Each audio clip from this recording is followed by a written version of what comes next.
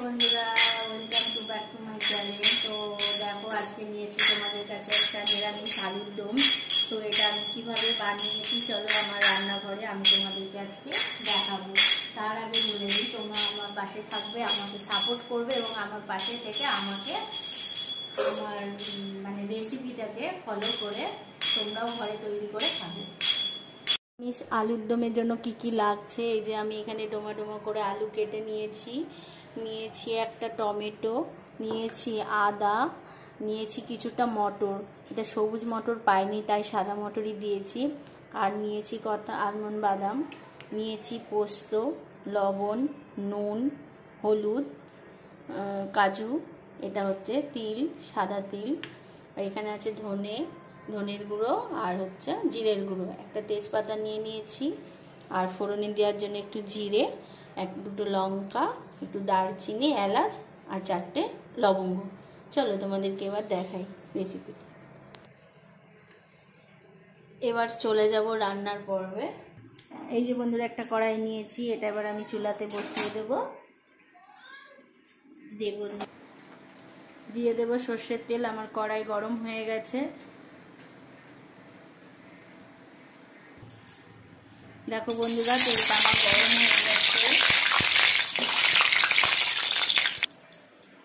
এই যে তেল গরম হয়ে গেছে, এবার আলুগুলো আমি সব দিয়ে দেবো এক এক করে। আলুগুলোকে লাল লাল করে ভেজে নেব একটু।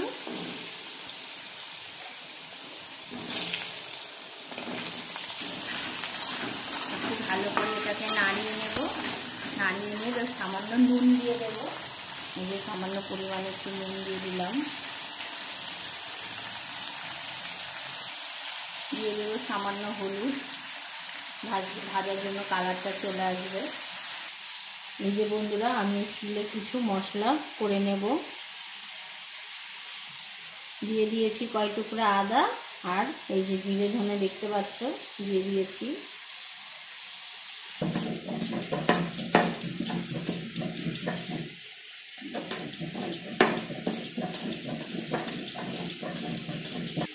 এর মধ্যেই দিয়ে দেব পোস্ত, দিয়ে দেব কিছুটা তিল।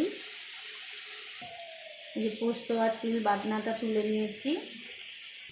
এই যে আমার আদা জিরেটা বাটা হয়ে গেছে, এবার এটার এক পাশে আমি এটা তুলে নিই। এই যে কিছুটা আমি চীনাবাদাম নিয়েছি, এর মধ্যে দিয়ে দেব এই যে আমন্ডগুলো, এবার দিয়ে দেব কিছুটা কাজু।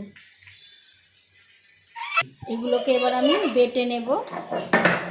এই যে বন্ধুরা, আমার আলুগুলো ভাজা হয়ে গেছে, এবার এগুলোকে তুলে নেব। দেখতে পাচ্ছি কিরকম লাল লাল করে ভেজে নিয়েছি। আলুগুলোকে এইভাবে ভেজে নেবে। তুলে নিয়েছি।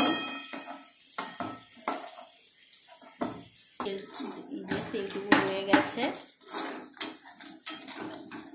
এর মধ্যে দিয়ে দেব ফোড়ন, দেবো একটা তেজপাতা,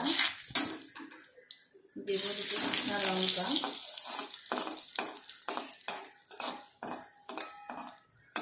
দিয়ে দেব সাদা জিরে,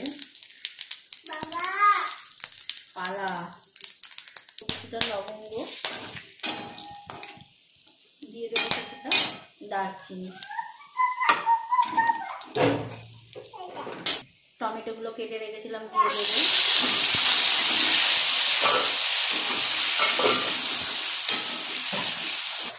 এই যে টমেটোটা দিয়ে দিয়েছি, টমেটোর থেকে দেখো তেল ছেড়ে দিয়েছে আর টমেটোগুলো গলে গেছে।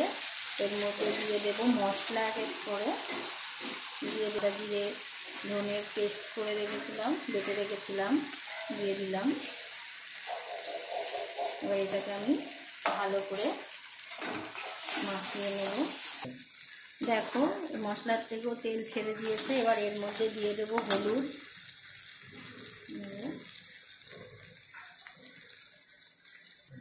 দিয়ে দেবো স্বাদ মতো নুন, দিয়ে দেবো 4টে কাঁচা লঙ্কা।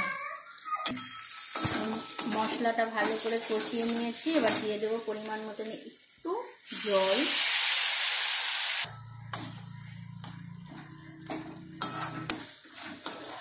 এই যে মশলাটার থেকে আমার তেল ছেড়ে দিয়েছে জল দেওয়ার পরে। এর মধ্যে দিয়ে দেবো এই ভেজে রাখা আলুগুলো, দিয়ে ভালো করে মশলাটা মাখিয়ে নেব। আর দিয়ে দেবো এই মটরগুলো। এবার এগুলোকে ভালো করে কষিয়ে নিতে হবে। দেখো কত সুন্দর কালার এসছে। আমি কোনো লঙ্কার গুঁড়ো ব্যবহার করিনি, আমি টমেটোই দিয়েছি তেলের মধ্যে। টমেটো যদি তেলের মধ্যে দেওয়া হয় বা বেড পেস্ট করে ওটাও যদি দেওয়া হয়, রান্নার খুব সুন্দর একটা কালার আসে। তার মধ্যে আমি একটু জল দিয়ে দেবো কষানোর জন্য, দেখতেই পাচ্ছ। তো এখান থেকেও আমার কিছুটা জল ছেড়ে দিয়েছে রান্নার থেকে, তো আমি একটু দিয়ে দিচ্ছি জল। দেখতে পাচ্ছ কীরকম আওয়াজও হচ্ছে জল নেই বলে। এই বাদাম বাটাটাও হয়ে গেছে, এটা তুলে নেব। দেখতে পাচ্ছ কত সুন্দর কালার এসছে তরকারিটাই।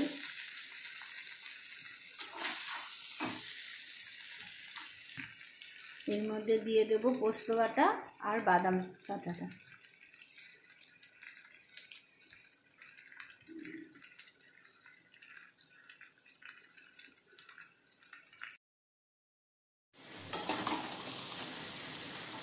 সব কিছু মিক্স করে নিয়েছি।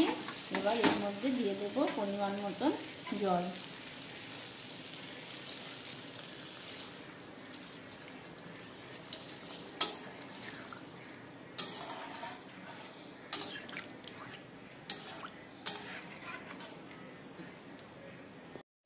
আমার আলুর দমটা কত সুন্দর হয়ে গেছে, মটরগুলোও কত সুন্দর সিদ্ধ হয়ে গেছে। তো এবার এটাকে আমি খেয়ে দেখব কতটা সুন্দর হয়েছে।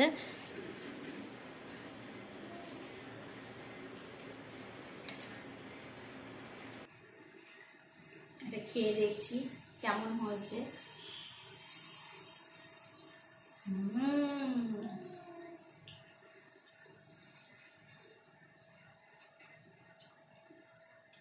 দারুণ।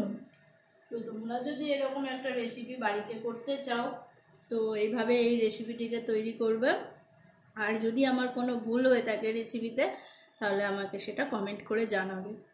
আর আমার পাশে থাকবে, আমাকে সাপোর্ট করবে এবং আমার পাশে থেকে আমার বেল বাই।